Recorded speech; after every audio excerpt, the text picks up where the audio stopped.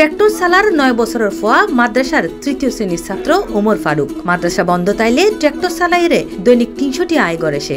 বাবা মোহাম্মদ আলী ফেসাত একজন জাইল্লা। বর্তমানে বঙ্গোপসাগরত মাছ ধরতে গিয়ে ফিশিং ট্রলারত গড়ি, যার হারণে পরিবারের ভরণ পোষণত সহায়তা করি বেলায় এই অল্প বয়সেতে নামি ফজ্জে এই হাজত।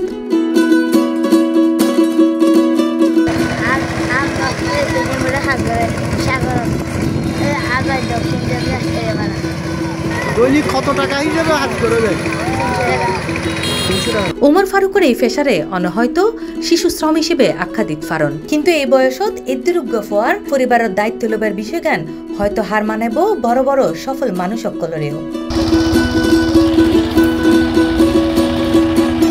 গ্রাম বাংলার এসব দৃশ্য চিরাচরিত বিষয়, যা এখন সচরাচর খুব একখান দেখা নজর হইলেই চলে।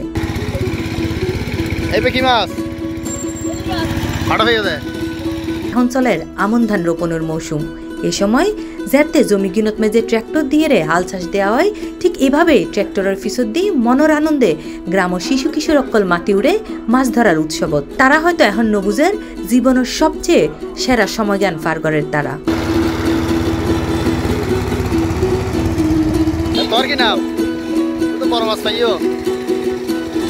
ইয়ান চট্টগ্রামের বাঁশখালী পৌরসভার দক্ষিণ জলদি ডাকবাংলা সড়কের আশকরিয়া ফারার দৃশ্য।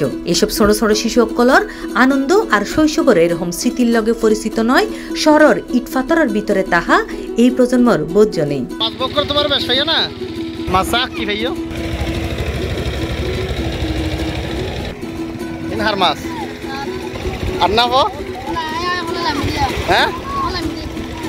মাছ আছে না বিলু?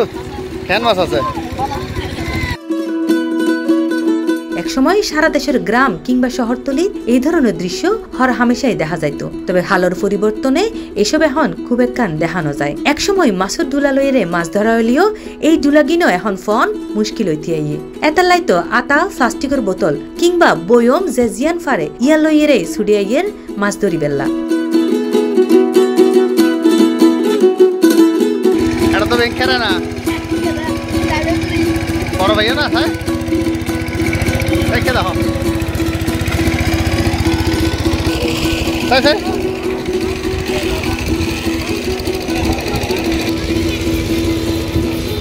তবে যারা জন্ম 90 দশকত কিংবা তারও আগে, তারার মনত হয়তোবা শৈশবের এসব স্মৃতি নাড়া দিক পারে। বর্তমান জেনজি প্রজন্ম অক্কলের হইবেল্লাই এরকম বোধ গল্পই আছে মিলেনিয়াম প্রজন্মর। হয়তো এই মিলেনিয়াম প্রজন্ম অক্কলই সবচেয়ে বেশি ভাগ্যবান, যারার আছে এরকম সোনালী শৈশব।